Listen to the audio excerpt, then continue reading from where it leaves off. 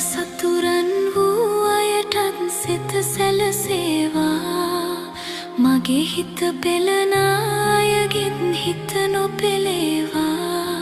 මට අගුණය කී අයගෙත් ගුණ පැතිරේවා ඒ හැම සත්නෙත් සිත ඇති මිනිසුන් වේවා සියලුම හිත් පිරිසිදු වී සුවපත් වේවා සිත පැතිරී ලොවටම ආසිරි වේවා